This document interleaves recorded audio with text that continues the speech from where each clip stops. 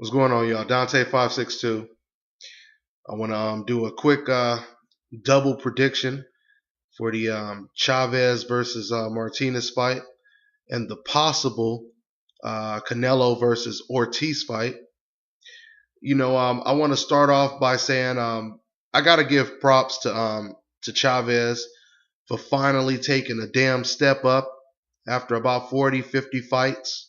Even if it was forced upon him, I still give him props. You go from fighting bums to fighting pound for pound one of the best fighters in the world. Big ups to Chavez, right?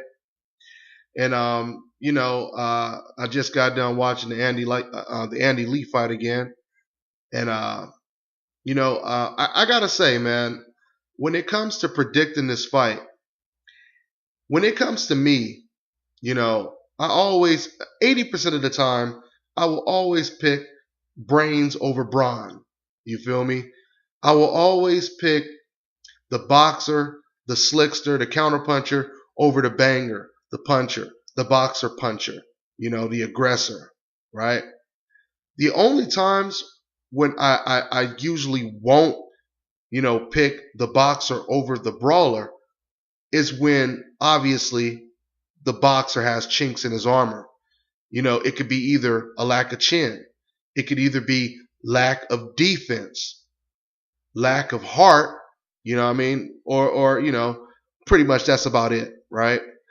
So in this situation right here, I'm looking at Sergio Martinez, right? And we all know Sergio Martinez, his idol was Roy Jones Jr. And he fights similar to a Roy Jones, a Floyd Mayweather, just a little bit of a more watered down version.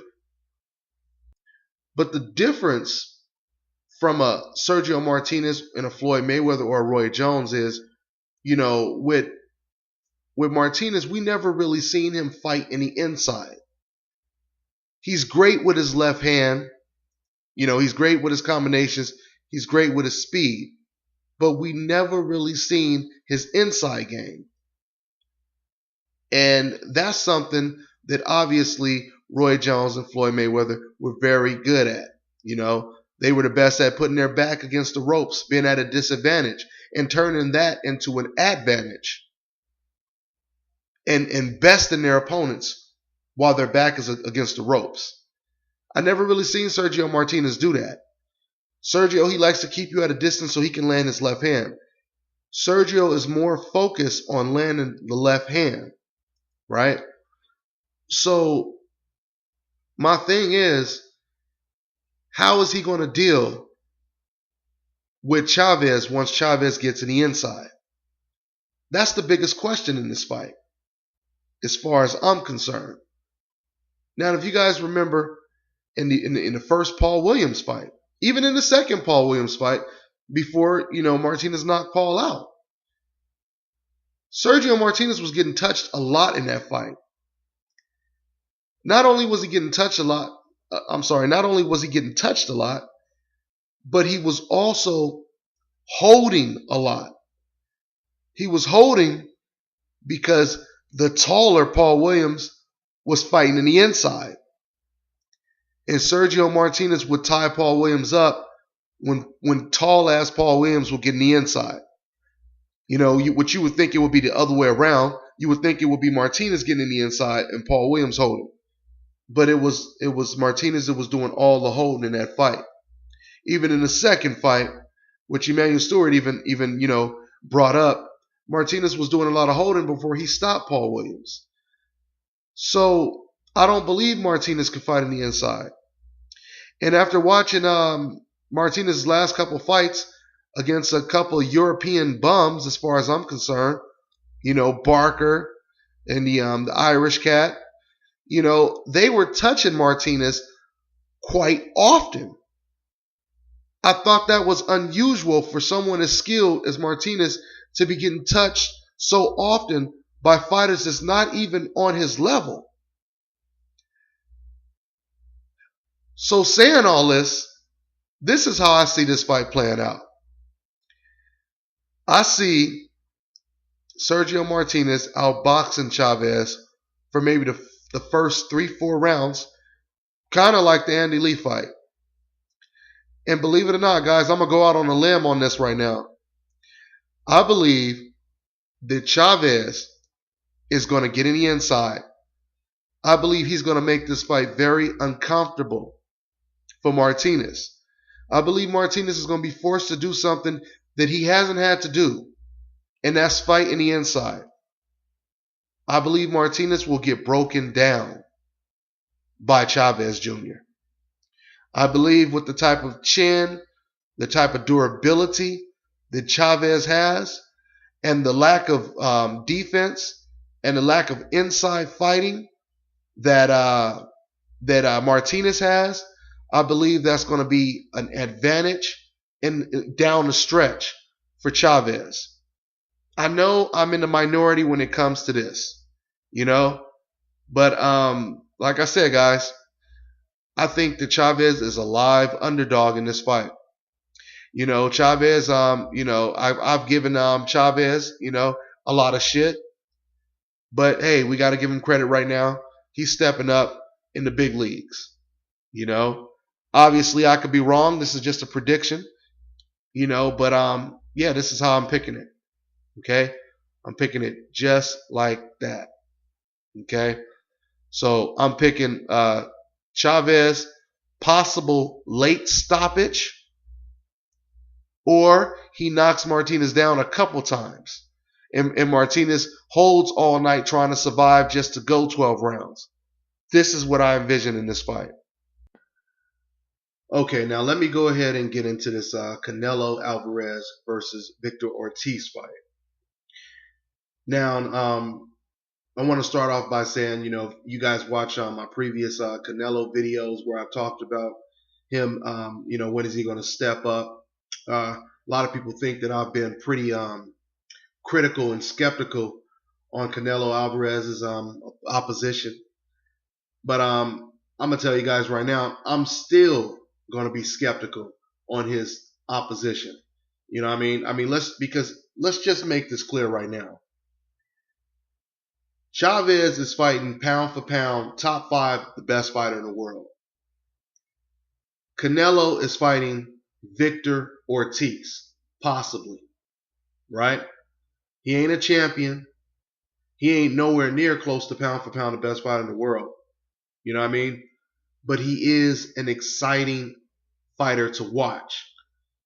Do I want to watch this fight? Hell yeah, I want to watch this fight. It's going to be an exciting, entertaining fight. I can't wait to watch the fight. That doesn't mean that Canelo is stepping up fighting an unbelievable pick'em type opponent. You know what I'm saying? This is not Chavez versus Martinez. You feel me? This is a small stepping stone for Canelo Alvarez. Let me just say that I don't blame this completely all on Alvarez. It has a lot to do with Golden Boy, promotions. They're becoming a genius in marketing their fighters, bringing them up very slow. They're doing the same thing with Adrian Broner. You know what I mean? I like Adrian Broner a lot, just like I like Canelo Alvarez a lot. I think both of those fighters are very good future, champions. But I'm just getting sick and tired of them fighting bums. Both of them need to step up. But anyway, back to this Canelo versus Victor Ortiz fight. Now, the thing with Victor Ortiz, and the reason why I don't give Canelo that much credit for fighting him, is because I'm going to tell you flat out, Victor Ortiz is a quitter. He is a quitter, and Golden Boy, they know this. They know this. Why do you think they avoided after Kirkland pulled out because he wanted more money, after Paul Williams, had his tragic incident, why do you think they decided to avoid fighting the legitimate champion, Austin Trout, at 154, who, like I said before, already beat Canelo's older brother in Mexico? He's undefeated. He, young, on his way up, just like Canelo is. Why do you think they avoided him? Why do you think they avoided Edis Landilara, the Cuban sensation? You know what I mean? Who is a tremendous southpaw. We know why they avoided him. Why did they choose Victor Ortiz over these opponents? Because they know, just like I know, and just like any diehard or real good boxing fan knows, that Victor Ortiz is a quitter. Victor Ortiz, he quit against Floyd Mayweather. He quit against Marcos Maidana. And there's even there was even an article where there was an amateur fighter who wanted to remain anonymous, but he has he basically said that Victor Ortiz, he's seen Victor Ortiz fight against Amir Khan, and he's seen Victor Ortiz quit against Amir Khan as an amateur. He also said that there was another fight where Victor Ortiz fought as an amateur. He started to get beat. And this guy said that basically Victor Ortiz, he just put his hands down because if anyone knows about amateur boxing, you get caught with a couple unanswered punches, the referee will stop the fight fast. So, this guy who made these statements, he said that he's seen Victor Ortiz quit a couple of times as an amateur. Victor Ortiz is a quitter. Does he have a chance to win this fight? Absolutely. He does have a chance to win this fight, because we don't really know how good Canelo is yet. We don't know how good he is yet. We seen him get rocked by Jose Cotto, Miguel Cotto's brother. Like I said, we seen him lose like the first 3 or 4 rounds against Alfonso Gomez. But we've also seen his great power. We've also seen, him develop and get better and better. And I see a lot of potential in Canelo Alvarez. But the question is, can he withstand that early storm that Victor Ortiz will come with? You know what I mean? Because Victor Ortiz, he'll come with a storm, but after a while, once Victor Ortiz starts taking your power, he'll quit. He'll quit. You know what I mean? He will quit. That's how I feel. That's truly how I feel. So these are the questions. I personally believe that Canelo Alvarez, he's going to block the majority of Victor Ortiz's punches. Canelo Alvarez, his defense is getting a little bit better, and Ortiz is not that spectacular of a smart fighter who can fool you into landing a punch. So I do see Canelo getting caught a couple times, but I think once Canelo starts landing his shots, I think he breaks down Victor Ortiz very easy. I think Victor Ortiz either quits on the stool or he tries to get disqualified again like he did against Floyd Mayweather. This will be a nice victory for Canelo Alvarez. It'll be a very nice victory for Canelo Alvarez.